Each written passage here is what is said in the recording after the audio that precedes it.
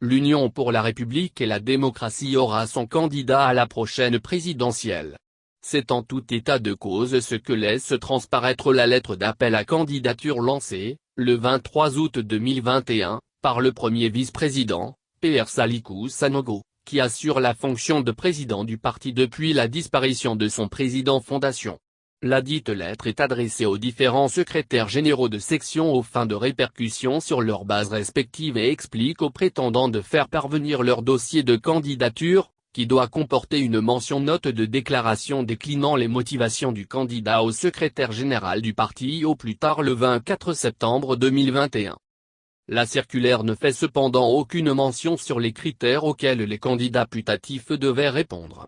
Mais le secrétaire général adjoint chargé de la communication du BAN, Moussa Diallo, a quant à lui dressé en 10 points un portrait robot du futur candidat de l'UR à la prochaine présidentielle.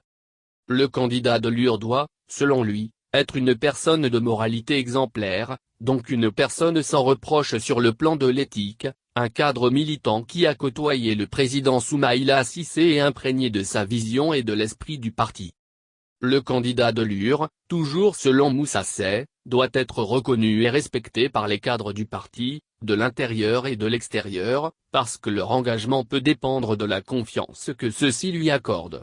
Le porte-drapeau ne doit souffrir d'aucune polémique, ni au sein du parti, ni sur la scène nationale, ni internationale et doit pouvoir vendre l'histoire du parti UR partout, avec conviction.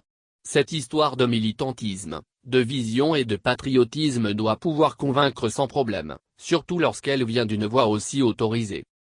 En attendant les déclarations de candidature, 4 noms circulent dont ceux de Mamadou Igor Diarra, de Boubou Cissé, de Madou Diallo et Mdamba Traoré. Au demeurant, ces différentes personnalités semblent engagées dans une bataille sans concession pour arracher le leadership de l'UR devenu vacant avec la disparition du champion, Soumaïla Cissé.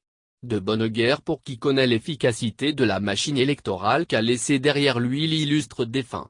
Sauf que ce portrait, s'il venait à être entériné par le BAN, mettrait d'office à la touche un prétendant déclaré. Il s'agit, en l'occurrence, de l'ancien Premier ministre Boubou Cissé.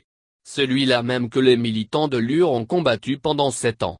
Toute chose qui peut laisser devant Mamadou Igor Diarra un boulevard ouvert sur lequel il pourra circuler les yeux fermés, surtout qu'il peut se prévaloir d'avoir battu le pavé auprès de Soumaïla Cissé à plusieurs reprises lors de la contestation post-présidentielle de 2018.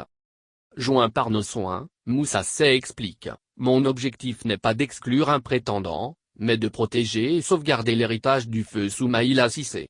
Je me battrai pour les idéaux lors du choix du candidat et suis soutenu par une large majorité des militants.